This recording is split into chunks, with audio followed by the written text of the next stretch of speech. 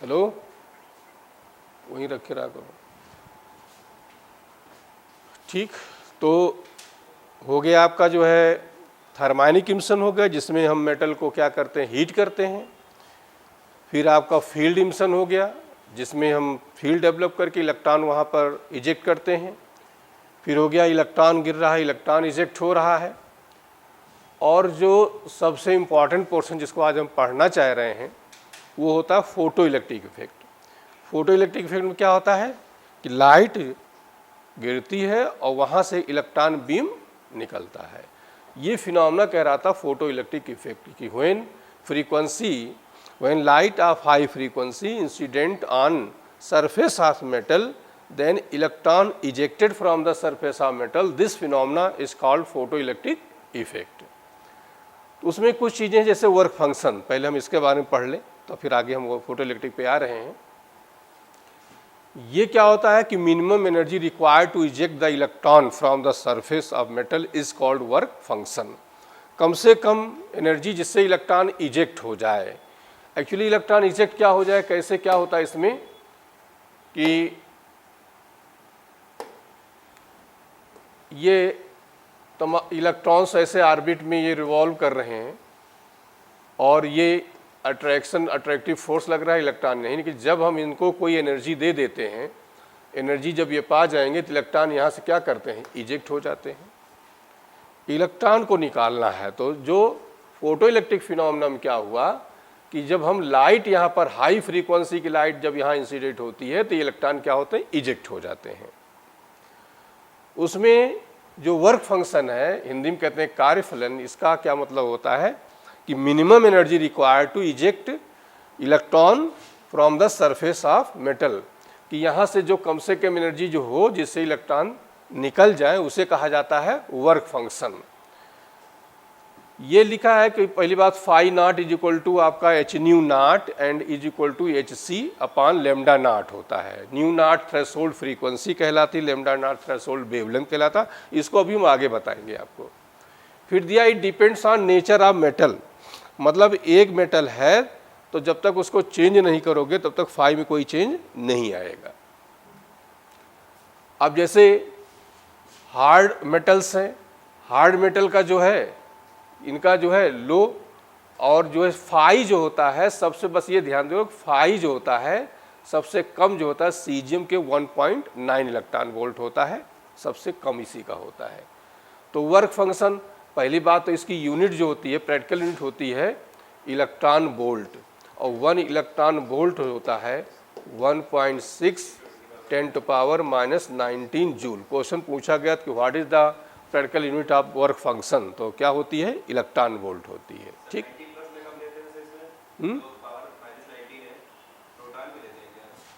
नहीं, proton electron से मतलब नहीं है, एक्चुअली ये इलेक्ट्रॉन ही है। तो जब इसकी वैल्यू रखोगे 1.6 10⁻19 ये कन्वर्ट होता है किसमें, तो ये रिलेशन होता है 1 electron volt is equal to 1.6 10⁻19 joule होता है। यहाँ से निकालोगे kinetic energy is equal to क्या होता है, EV। अभी की वैल्यू रखेंगे तो सॉल्व करने पे आ जाएगा आपका। तो ये हो गया कि 1 इलेक्ट्रॉन वोल्ट, और सबसे लीस्ट जो होता है वो किसके लिए होता है, सीजियम के लिए होता है। बस इतना सफिशिएंट है। ठीक, बाकी इसकी आगे ज़रूरत पड़ेगी, वो हम डिस्कस करेंगे। अब यहाँ से हम लोग फोटो इलेक्ट्रिक इफेक्ट से स्टार्ट करते हैं। तो फोटो इलेक्ट्रिक इफेक्ट हमने बता ही दिया कि फ्रीक्वेंसी, मतलब जो लाइट जो है हाई फ्रीक्वेंसी मतलब हो जिसकी एनर्जी क्या होगी, ज़्यादा होगी। कैसे ज़्यादा हो जाएगी, E इज इक्वल टू होता है एच न्यू। ठीक, अब जिसकी फ्रीक्वेंसी ज़्यादा हुई इसकी एनर्जी भी क्या हुई, ज़्यादा हो जाएगी। तो कहने मतलब हाई फ्रीक्वेंसी की जो लाइट किसी मेटल के सरफेस पे इंसिडेंट होती है तो वहाँ से इलेक्ट्रॉन इजेक्ट होता है, and this phenomena is known as photo electric effect. सबसे पहले हर्ट्स ने दिया था, कुछ और एक्सपेरिमेंट कर रहे थे और वहाँ से ये चीज़ निकल के आई। इसके बाद जो है इनका और डिटेल स्टडी जो है हालवाच और इन तमाम सारे साइंटिस्टों ने किया, और फिर इसके बाद जो मैथमेटिकल इसका एक्सप्रेशन आया वो किसने दिया, आइंस्टीन ने, जिस पर उनको नोबेल प्राइज़ दिया गया था। ठीक, 1905 में दिया, इसके बाद 1920 में इसको नोबेल प्राइज़ दिया गया। तो ये मतलब फोटो इलेक्ट्रिक इफेक्ट का मेन है। कि जैसे अब हम ये ले लेते हैं यहाँ पर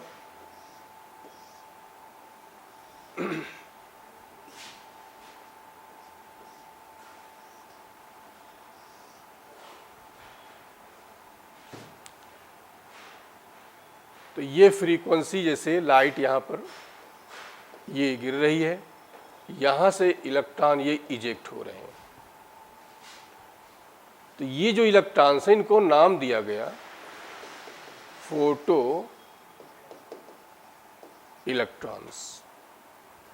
अब ये फोटो इलेक्ट्रॉन्स आपके इस साइड आ रहे हैं, तो करंट इसके जस्ट क्या हो जाएगी, और इसको नाम दिया गया फोटो करंट।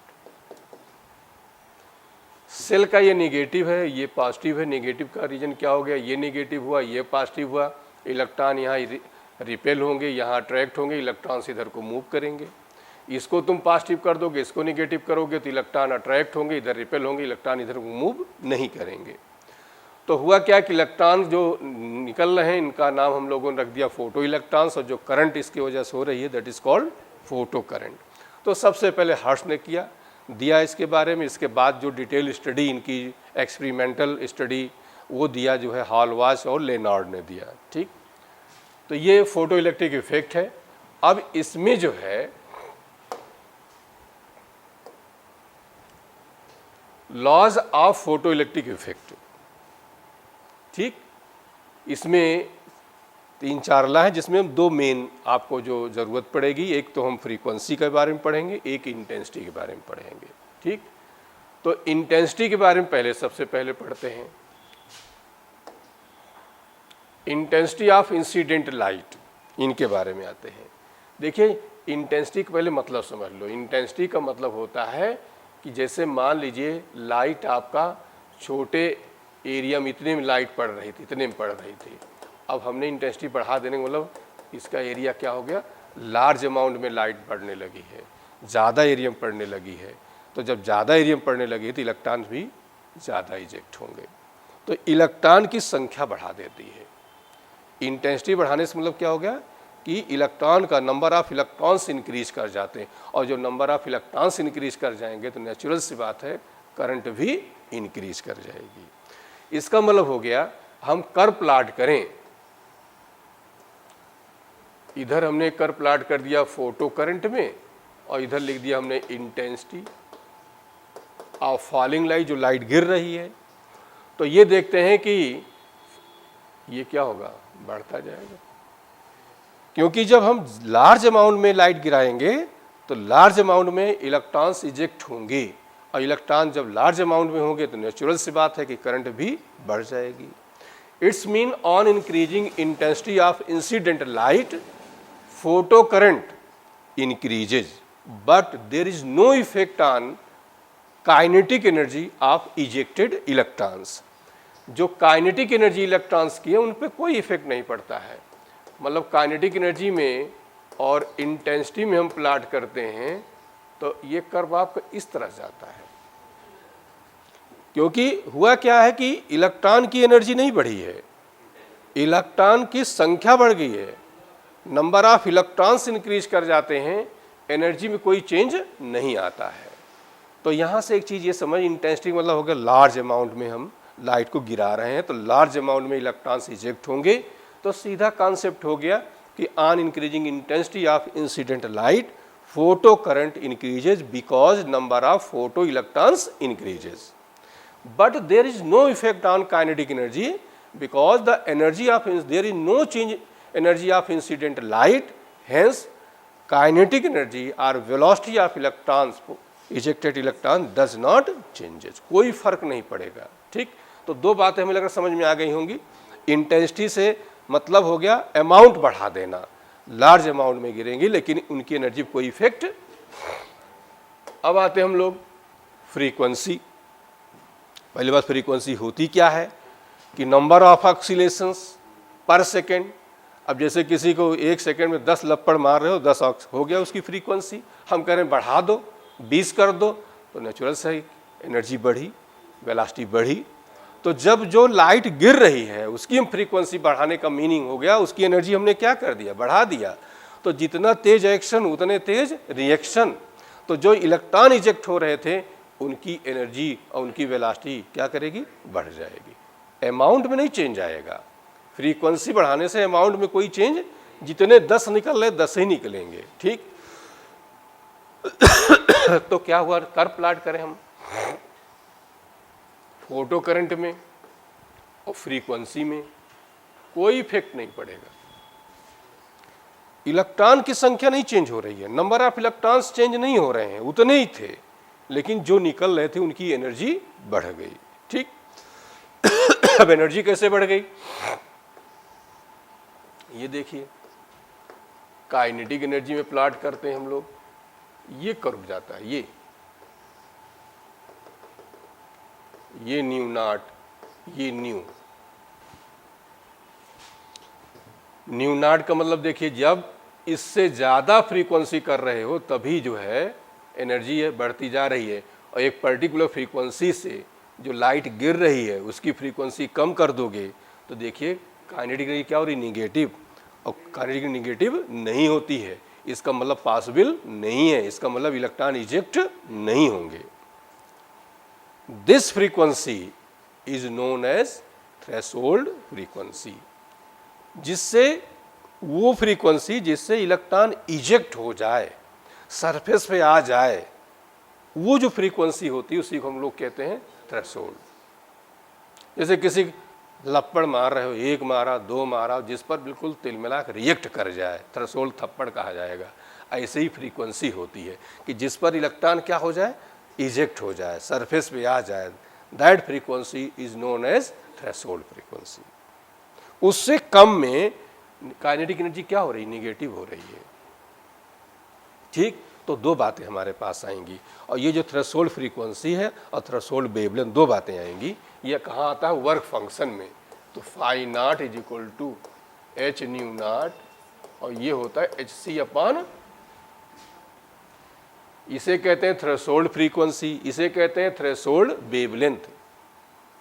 ये दोनों मेटल के लिए होते हैं, क्लियर हो गया। जो मेटल है उसके कहीं थ्रेशोल्ड दिया गया, या कहते हैं find the threshold frequency of metal, तो समझ लो कहाँ छुपा होगा, वर्क फंक्शन में होगा। तो फाई नॉट, ये दोनों टर्म आपके कहाँ से, मेटल से निकलते हैं, मेटल के वर्क फंक्शन से निकलते हैं ये।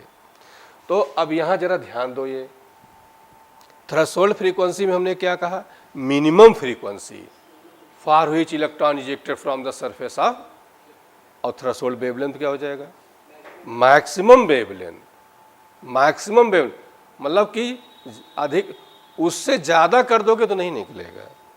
इस पॉइंट को जरा ध्यान दिया रहना। इधर देखिए, जैसे एग्जाम्पल ले लिया हमने 10 हर्ट्ज की फ्रीक्वेंसी, फॉर एग्जाम्पल ये इंसिडेंट हो रही है, और इसका जो हम ले रहे हैं वो 8 हर्ट्ज का है, work function threshold frequency 8 hertz की है, ठीक। तो बताओ इलेक्ट्रॉन इजेक्ट होगा कि नहीं होगा, हो जाएगा, यहां से इलेक्ट्रॉन इजेक्ट हो जाएगा। अब दूसरा केस देखो, हम ये कह रहे हैं ये तो 8 हर्ट्ज सही है, न्यू नॉट, लेकिन अब जो लाइट इंसिडेंट हम करा रहे हैं वो 6 हर्ट्ज मान लो करा रहे हैं। अब बताओ, नो इलेक्ट्रॉन इजेक्टेड, कोई इलेक्ट्रॉन अब यहां से नहीं निकलेगा, क्योंकि कम है। कम से कम कितना होना चाहिए, 8 होती सरफेस पे आ जाता, और थोड़ी होगी तो क्या करेगा, मूव करेगा। चलो अब वेवलेंथ पे हम आ जाते हैं। ये मान लो कि लैम्डा नॉट, ये 10 एंगस्ट्रॉम है, ठीक। अब ये लाइट ये मान लो 12 एंगस्ट्रॉम की है, इलेक्ट्रॉन निकलेगा, नहीं निकलेगा, ज्यादा पे नहीं निकलेगा, कम पे निकलेगा। समझ में आया।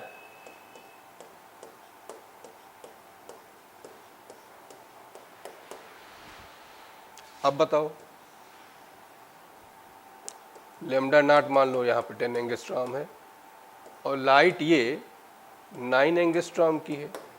अब बताओ, अब इजेक्ट हो जाएगा, यहाँ से इलेक्ट्रॉन क्या करेगा, इजेक्ट होगा, कम पे निकलेगा, ज़्यादा पे नहीं निकलेगा, और यहाँ क्या हो जाएगा, ज़्यादा पे निकलेगा, कम पे नहीं निकलेगा। तो कभी कभी आ जाता है कि इलेक्ट्रॉन इजेक्ट होगा कि नहीं होगा, तो वहाँ से हम निकालते हैं।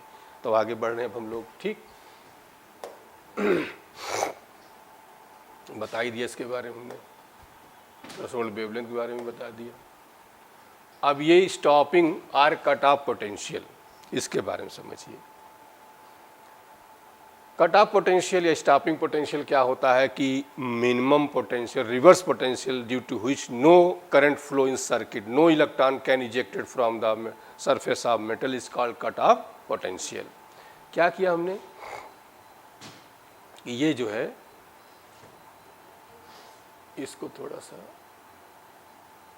ये पॉजिटिव और ये नेगेटिव, ये पॉजिटिव कर दिया, ये नेगेटिव कर दिया, रिवर्स कर दिया, इधर पॉजिटिव आ गया, इधर क्या आ गया। अब मान लो हमने रिवर्स में -2 वोल्ट कर दिया, तो -2 वोल्ट कर दिया, कुछ एनर्जेटिक इलेक्ट्रॉन्स हैं वो अभी यहाँ पहुँच जा रहे हैं। फिर हमने -4 कर दिया, देखा अभी और 2-4 पहुँच जा रहे हैं। फिर -6 कर दिया, देखा कोई भी इलेक्ट्रॉन नहीं जा रहा है। तो ये जो -6 हो गया, ये कट ऑफ पोटेंशियल हो गया आपका, जिससे करंट की वैल्यू क्या हो जाए, 0 हो जाए। तो होगा क्या कि रिवर्स पोटेंशियल जब हम अप्लाई कर रहे हैं तो सभी रिवर्स पे नहीं होगा, किसी पर्टिकुलर पोटेंशियल पे क्या होगा कि इलेक्ट्रॉन का इजेक्शन बंद हो जाएगा, इलेक्ट्रॉन्स का मूवमेंट बंद हो जाएगा, तो फोटो करंट क्या हो जाएगी, 0 हो जाएगी। तो कैसे हो जाएगा कि जो इलेक्ट्रॉन यहाँ पे आ रहे थे, जो उनकी एनर्जी है और जो हम यहाँ से लगा रहे हैं इसकी, दोनों क्या हो जाए, इक्वल और अपोजिट हो जाए। तो कोई आदमी आ रहा है, उससे बराबर ताकत लगाओ तो रुकेगा। तो क्या हुआ कि यहाँ पर जो काइनेटिक एनर्जी का फॉर्मूला के ये होता है EV0 और यही होता है 12 mv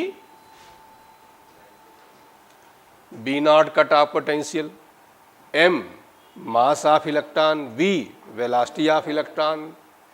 क्लियर हो गया। तो ये इस पर क्वेश्चन भी खूब आते हैं आपके, मॉडर्न में ये मिलता रहता है। तो कट ऑफ पोटेंशियल समझ में आ गया होगा हमने जो बताया। अब देखिए 2 कर्व ये आपके कभी कभी आ जाते हैं, तो जरा इन कर्व के बारे में समझिए। ये आपका दिया -B0, रिवर्स पोटेंशियल लगाया हमने, और ये जो है इंटेंसिटी अलग अलग की हम यहाँ पे गिरा रहे हैं। तो इंटेंसिटी का इफेक्ट क्या, पहली बात हम ये बताना चाह रहे हैं, इंटेंसिटी बढ़ाते जाओगे तो फोटो करंट की वैल्यू बढ़ती। देखिए I1 पे ये करंट थी, I2 पे ये करंट थी, I3 पे ये करंट थी, तो इंटेंसिटी इनक्रीज बढ़ी, करंट ना, करंट बढ़ती है लेकिन एनर्जी में कोई चेंज। अच्छा, एनर्जी का रिलेशन किससे है, कट ऑफ पोटेंशियल से है, कट ऑफ पोटेंशियल से। देखिए एनर्जी रिलेशन किससे हो रहा है, कट ऑफ पोटेंशियल हो रहा है, और इंटेंसिटी का कोई रिलेशन है ही नहीं इनसे। इसका मतलब क्या हो गया कि इंटेंसिटी का कट ऑफ पोटेंशियल से कोई लेना देना नहीं है। मान लो 10 की कोई इंटेंसिटी का हमने I1 इंटेंसिटी का गिराया और कट ऑफ पोटेंशियल मान लो -6 वोल्ट था। अब हमने I2 कर दिया तब भी -6 रहेगा, I3 कर दिया तब भी -6 रहेगा, लेकिन करंट में चेंज आता रहेगा, क्योंकि करंट पे चेंज फर्क पड़ेगा। इंटेंसिटी इंक्रीज करोगे तो फोटो करंट क्या करेगी, इंक्रीज करेगी, लेकिन कट ऑफ पोटेंशियल कोई इफेक्ट क्यों नहीं पड़ेगा, क्योंकि कट ऑफ पोटेंशियल का रिलेशन है किससे, एनर्जी से है, और इंटेंसिटी का एनर्जी से कोई रिलेशन है ही नहीं है। तो ये कर्व हमें बताता है कि सारी इंटेंसिटी के लिए कट ऑफ पोटेंशियल सेम हो रहा है, लेकिन जब इंटेंसिटी इंक्रीज करते जा रहे हो तो फोटो करंट भी इंक्रीज करती जा रही है। तो कर्व ऐसे आ गया, दे दिया गया था, बताओ इसमें कौन बड़ा कौन छोटा है। नेचुरल सी बात है, फोटो करंट जिसके लिए ज़्यादा होगा उसका I भी ज़्यादा होगा। तो I3 greater than I2 greater than I1। इस कर्व में आ जाओ। अब इसमें क्या है, पोटेंशियल ले लिया इधर, इधर फोटो करंट हो गया आपका। यहाँ फ्रीक्वेंसी अलग अलग कर दिया, जो लाइट गिर रही थी उसकी फ्रीक्वेंसी अलग अलग कर दिया।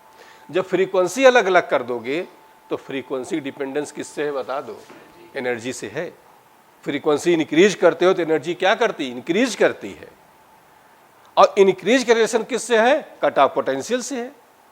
इसका मतलब हो गया, हमने कहा था फिजिक्स में ये देखा जाता है कि रिलेटिव का रिलेटिव का रिलेटिव, वहां तक मामला जाता है। ठीक, किसका रिलेशन किससे है, उसका रिलेशन किससे, ऐसे ही इसमें पकड़ा जाता है। तो हमने ये देखा फ्रीक्वेंसी का रिलेशन एनर्जी से है और एनर्जी रिलेशन किससे है, कट ऑफ पोटेंशियल से है। तो अब जब हम देखें यहाँ पर ये ν3 ग्रेटर देन ν2, मतलब हमने फ्रीक्वेंसी इंक्रीज कर दिया तो कट ऑफ पोटेंशियल भी इंक्रीज कर जाएगा। अब देखिए कम कर दिया तो कम हो गया और लेकिन ये थोड़ा कर्व इधर आ गया, लेकिन फोटो करंट पे कोई इफेक्ट, मतलब ये कर्व समझो इस तरह से जाएंगे, ऐसे ही होते हैं ये, ऐसे।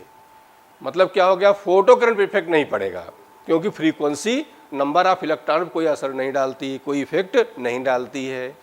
फ्रीक्वेंसी का इफेक्ट किस पे है, एनर्जी का, और एनर्जी का रिलेशन किससे है, कट ऑफ पोटेंशियल से। तो हमें लग रहा कर्व क्लियर हो गए। तो यह भी ऐसे पूछा गया था कि ऐसे दे दिया गया, पूछा गया ग्रेटर लेस, तो नेचुरल सी बात है कि जिसका कट ऑफ पोटेंशियल ज़्यादा होगा कि फ्रीक्वेंसी भी ज़्यादा होगी। तो ये दो कर्व आपके ऐसे अलग से पूछ लिए जाते हैं। अब कुछ पॉइंट्स हैं फोटो इलेक्ट्रिक इफेक्ट्स के। State conservation of energy, energy गिर रही है, इलेक्ट्रॉन निकल रहा है तो कंजर्वेशन ऑफ एनर्जी स्टेट करता है। Photo cells convert light energy into electrical energy, light गिरती है करंट फ्लो होती है, तो एक फिनोमेना ये हो गया। Photo electric effect take place only if the electrons is loose bound the metal, जो हल्के बंधे हुए हैं वहीं पे होगा। जैसे किसी घर में 4 लड़के हैं तो जिनका अट्रैक्शन जिनमें कम होगा, जिनमें लगाव कम होगा, वहाँ से आवारागर्दी होने के चांस ज़्यादा है। ऐसे ही मेटल का होता है, मेटल में जहाँ इलेक्ट्रॉन थोड़ा बाउंडिंग कम है, उनका फोर्स कम है, वहाँ इलेक्ट्रॉन इजीली निकल जाएंगे, तो वहाँ के लिए ज़्यादा इफेक्ट होता है। Photo electrons have different energies, जो फोटो इलेक्ट्रॉन्स जो निकलते हैं हर इलेक्ट्रॉन की एनर्जी क्या होती है, अलग अलग होती है। ठीक, फिर इसके बाद production of X rays is reverse of photo electric. क्या होता है, एक्स रेज में क्या होता है, इलेक्ट्रॉन बीम गिरती है और वहाँ एक्स रेज निकलती है, मतलब लाइट निकलती है, लाइट मीन्स एक्स रेज की बात। और यहाँ क्या हो रहा है, लाइट गिर रही है और इलेक्ट्रॉन निकल रहा है। दोनों पॉइंट क्लियर हो गया।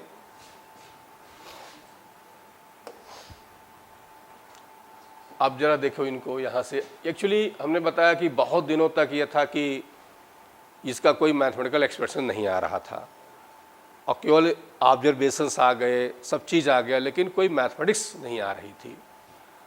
तो आइंस्टीन ने किया था पहले, तो ये हो गया कि इन्होंने अपना ये कहा कि भाई जो लाइट है वो कैसे चलती है, बंडलों पैकेटों के फॉर्म चलती है, जैसे स्टोन तुम फेंक रहे हो इस तरह चलती है, जिसका इन्होंने नाम क्या रखा, क्वांटम रखा या मोमेंटम। तो ये जो हो गया, ये जो है ऐसे चलती है ये,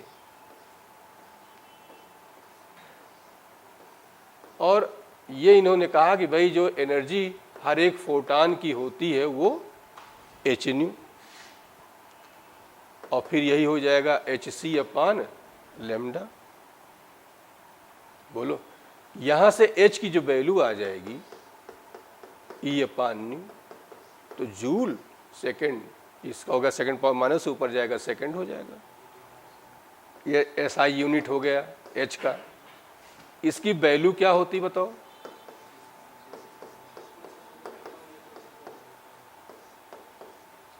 ये हो गया इसका। ठीक, अब यहाँ आप देखिए आइंस्टीन इक्वेशन E = क्या होता है आपका mc² और E = आपका क्या है hν। तो यहाँ से mc² = hν, या इसको एक स्टेप और कर दो, mc = hν/c, इसी को लिख सकते हो hc/λ। तो ये जब c इसके नीचे कट जाएगा तो ये क्या हुआ, h/λ हो गया।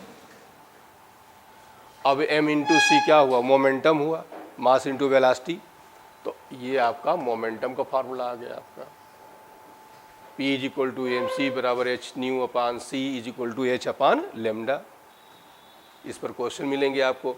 अब ध्यान देना, लाइट के लिए मोमेंटम फार्मूला h/λ होता है, और किसी पार्ट के लिए मोमेंटम फार्मूला क्या लगाते हो, mv लगाते हो। क्लियर हो गया। कोई पार्टिकल है तो उसका मोमेंटम फार्मूला क्या हो जाएगा, मास इंटू वेलोसिटी। और लाइट की बात आती है मोमेंटम फार्मूला क्या हो गया, h/λ। ठीक, तो इस पर आपको क्वेश्चन डायरेक्ट ऐसे मिल जाते हैं। और दूसरी चीज़ रेस्ट मास ऑफ फोटान, क्या बताया था हमने, 0 होता है। ये भी क्वेश्चन कई बार पूछा गया है। ठीक, अब क्या आते हैं आइंस्टीन, इन्होंने क्या किया, एनर्जी ऑफ फोटान बता ही दिए, इसमें कोई खास नहीं। अच्छा, पहले एक चीज़ और देख लो, ये भी खूब पूछा जाता था, अभी आइंस्टीन पे हम आते हैं। नंबर ऑफ इमिटेड फोटान्स, कोई सोर्स है और वहाँ से जो फोटान्स इजेक्ट हो रहे हैं उसका फार्मूला होता है n = p/e। ई की वैल्यू हो गया h न्यू, तो p लैम्डा अपान क्या हुआ, hc हो गया। ये n की यूनिट ध्यान दे रहना, क्या हो जाएगी, 1/सेकेंड होगी। क्यों, ये हो जाएगा जूल, जूल पर सेकेंड, और ये जूल तो जूल जूल कैंसिल क्या आ जाएगा, तो नंबर ऑफ फोटान पर सेकेंड कहा जाता है ये। ठीक, बोलो। और कहीं मान लो करंट तुम्हें निकालना हो तो करंट का फॉर्मूला क्या होता है बताओ, I = तो NE/, तो ये जानते हो जो n आया है वो n ही नहीं है, वो n/t है, ये हम कहना चाह रहे हैं। n/t की वैल्यू होता है ये, नंबर ऑफ फोटान पर सेकेंड। अब देखो यहाँ थोड़ा चेंज ये कर देंगे, फोटान है, कोई ज़रूरी नहीं सारे फोटान इलेक्ट्रॉन पैदा कर रहे हों। मान लो किसी मेटल पे गिर रहे हैं और वहाँ से ये करंट पैदा कर रहे हैं, तो क्या हो जाएगा कि यहाँ दे देंगे भाई 20% फोटान्स प्रोड्यूस इलेक्ट्रॉन्स ऑफ करंट, तो क्या करोगे, जो तुम्हारा यहाँ n आया है उसका क्या कर दो 20%, वो नंबर ऑफ इलेक्ट्रॉन्स बन जाएंगे। सारे फोटान ना कहें तो सारे फोटान सारे इलेक्ट्रॉन पैदा कर रहे हैं, लेकिन ये कहते हैं कि नहीं 50%, 60%, तो जो तुम्हारे पास फोटान आया है उसका उतना परसेंट निकाल लिया करो। तो यहाँ पर करंट का फॉर्मूला I = Q/T = NE। हम ये कहना चाह रहे हैं कि मान लीजिए n की वैल्यू जो आया वो 10⁶ आ गया। अब ये कहते हैं नहीं 70% ही फोटान्स इलेक्ट्रॉन पैदा कर रहे हैं, तो ये नंबर ऑफ फोटान हुआ पर सेकेंड। तो फिर जानते हो क्या हो जाएगा, नंबर ऑफ इलेक्ट्रॉन पर सेकेंड, तो 10⁶ × 70/, ये आपका स्मॉल n आ जाएगा। मतलब ये समझो ये आ गया n/t। अब फार्मूला तुम लगा दो Q = n/t × अब करंट मिल जाएगी। तो यहाँ तक जाते हैं, इस क्वेश्चन में करंट तक निकलवा लेते हैं। हम जो बता रहे हैं समझ में आ रहा है ना, ये जो फार्मूला आया वो नंबर ऑफ फोटान्स का आया है, इसी में से नंबर ऑफ इलेक्ट्रॉन्स हो जाते हैं, कुछ ना कहें तो वही नंबर ऑफ फोटान्स ही नंबर ऑफ इलेक्ट्रॉन्स हो गए। लेकिन यदि क्वेश्चन में कहा जाता है कि नहीं इतना परसेंट ही फोटान इलेक्ट्रॉन पैदा कर रहे हैं, तो उसका परसेंटेज निकाल लो। दूसरी बात हमें बताना चाह रहे हैं कि ये जो फार्मूला आता है ये एक्चुअली ये n/t की वैल्यू होती है, इस पर ध्यान दे रहना। ठीक, तीसरी चीज, चाहे नंबर ऑफ इलेक्ट्रॉन इजेक्टेड का फार्मूला हो, चाहे नंबर ऑफ फोटान इजेक्टेड हो, चाहे नंबर ऑफ फोटान्स इंसिडेंट हो, दोनों फार्मूला क्या होता है, सेम होता है। जैसे यहाँ से निकल रहे हैं तब भी यही फार्मूला, और कहीं मेटल के सरफेस गिर रहे हैं तब भी यही फार्मूला। तो n = p/e, इसको याद करें, इसे निकाल लिया करेंगे हम। तो ये क्वेश्चन भी खूब आ रहे हैं। अब आते हैं इनके थ्योरी पर। इन्होंने क्या कर दिया, प्लैंक हाइपोथेसिस का सहारा लिया और इन्होंने ये कहा कि जो लाइट गिर रही है उसकी जो एनर्जी होती है वो दो फॉर्म में कन्वर्ट होती है। ठीक, ये लाइट गिर रही है और इसकी एनर्जी हो गई h न्यू, तो ये हो जाएगी एक तो इसका वर्क फंक्शन और बाकी जो होती है काइनेटिक। मतलब क्या हुआ, यहां से जो लाइट गिरी, मान लो 10 जूल की एनर्जी थी लाइट के पास, तो 2 जूल मान लो वर्क फंक्शन के लिए दे दिया, बाकी 8 जूल इलेक्ट्रॉन को मूव करने के लिए दे दिया। जैसे हमने बताया था, कोई जो है किसी से पैसा साहूकार से लेकर आया है, 2000 रुपया लेकर आया है, 2000 ब्याज से 4000 हो गया। अब कोई आदमी उसको छुड़ाने जाना चाहता है तो 4000 तो साहूकार को देगा वो। अब वैसे भूखे हैं इतने दिनों से, तो कुछ उनको एनर्जी चाहिए, कुछ लिमका उमका पिला दे, तो 4000 तो साहूकार दे दे, 150 रुपया और लेकर जाएगा, तभी वो घर तक आ पाएंगे। यही कहानी यहाँ पर होती है कि जो लाइट हमारी गिर रही है, ये लाइट दो पार्ट में डिवाइड हो जाती है। एक तो वर्क फंक्शन मतलब क्या, मेटल को वहाँ से फ्री कर दिया, अब मेटल से इलेक्ट्रॉन जो फ्री हुआ, अब उस इलेक्ट्रॉन को जाने के लिए एनर्जी चाहिए, तो जो बाकी पार्ट एनर्जी बच रहा है वो यही काम करता है, इलेक्ट्रॉन को क्या करता है, मूव कराता है। तो यहां सब आते हैं हम लोग, जरा ध्यान दीजिए। तो kinetic energy is equal to h nu minus phi naught. ध्यान देना, यहाँ पर दो एनर्जी होती हैं, दो फ्रीक्वेंसी होती हैं, दो वेवलेंथ होते हैं। तो ये ध्यान दो कौन किसका है, ये जानना बहुत ज़रूरी है। ठीक, बेसिक फार्मूला आपका यही है, कहीं से क्वेश्चन को उठा सकते हैं।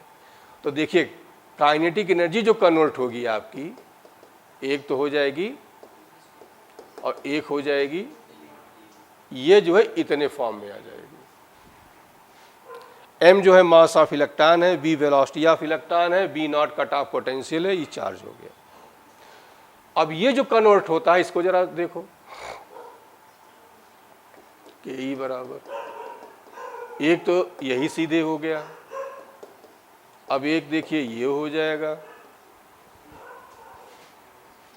ठीक, या और इसको कर लो, c अपान लेमडा, कोई कहीं से कन्वर्ट करा सकते हैं। इसको रख दिया, ये हो गया, इसको रख दिया, ये ले लिया, इसको रख दिया, ये ले लिया, इसको रख दिया, ये ले लिया, किसी के साथ ले सकते हैं। बस तुम बेसिक फार्मूला तुम्हारा ध्यान दो, ये होता है। काइनेटिक एनर्जी का 3 तरीके से हो गया, half m v square is equal to e v naught, और ये एच न्यू क्या हो गया, एच न्यू रख सकते हो, फाई नॉट रख सकते हो, या एच न्यू नॉट हो गया इसकी जगह, h c upon lambda, h c upon lambda naught हो गया। अब जरा सिंबल्स के बारे में समझो ध्यान से। देखिए, इसमें तो कोई प्रॉब्लम आपको है नहीं। न्यू, ये क्या है, frequency of incident light. Phi naught क्या है, वर्क फंक्शन ऑफ मेटल, ये मेटल के लिए होता है, ध्यान दिया रहना। फिर ये न्यू नॉट क्या है, थ्रेशोल्ड फ्रीक्वेंसी किसमें छुपी होती है, वर्क फंक्शन में। लेमडा, ये wavelength of incident light, lambda naught threshold wavelength. Point clear हो गया। सिंबल्स जरा ध्यान दे रहे ना, क्योंकि दो फ्रीक्वेंसी हैं, दो वेवलेंथ है, तो कन्फ्यूजन नहीं होना चाहिए। ओके, और एक चीज और ध्यान दे रहे ना, एच सी की वैल्यू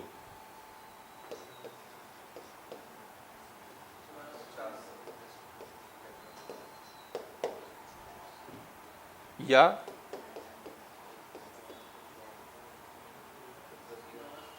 इलेक्ट्रॉन वोल्ट नैनो, क्योंकि ज़्यादातर लेमडा तुम्हें एंगस्ट्रॉम में या नैनोमीटर में दिया जाएगा, तो ये आपको कैलकुलेशन इजी कर देगा। ये डाटा जरूर रटे रहना, नहीं तो तुम्हारा टाइम बहुत बर्बाद हो जाएगा। ठीक, h c 12400 electron volt angstrom या 12040, क्योंकि जब कन्वर्ट करोगे तो एक जीरो हट जाएगा, इलेक्ट्रॉन वोल्ट नैनोमीटर। कैलकुलेशंस के लिए चैप्टर, क्योंकि इस चैप्टर में थोड़ी भी जो प्रॉब्लम आपको सिर्फ कैलकुलेशन में है, लेकिन ये एक ऐसा हथियार है जो कैलकुलेशन को इजी करेगा आपको। ठीक, कॉम्पटन इफेक्ट है, तो इसमें कोई खास आता नहीं है कि लाइट जब कोई इलेक्ट्रॉन रेस्ट में है, इससे ये कोलिजन होता है तो इलेक्ट्रॉन जो है स्कैटर्ड हो जाता है, इसी फिनोमेना को कॉम्पटन इफेक्ट कहते हैं। और ये लेमडा फाइनल, ये नया फोटॉन पैदा हुआ, और इस नए फोटॉन का जो वेवलेंथ होगा ज़्यादा होगा, एनर्जी क्या होगी, कम होगी, फ्रीक्वेंसी कम होगी। तो lambda final minus lambda initial delta lambda h upon m naught c 1 minus cos phi. ये जो कॉम्पटन इफेक्ट है केवल 5 डिपेंड करेगा और किसी चीज़ पर डिपेंड, क्योंकि एच कांस्टेंट, एम कांस्टेंट, सी कांस्टेंट, सारे चीज़ क्या है, कांस्टेंट है। और फाई की वैल्यू जब जीरो हो जाती है तो डेल्टा लेमडा की वैल्यू क्या होगी, जीरो, और 90 पे क्या हो जाएगी, 0.24, और जब 180 आ जाएगा तो इसी का 2 टाइम्स हो जाएगा 0.48 नैनोमीटर। लेकिन ये कोई खास आ नहीं रहा है। ठीक।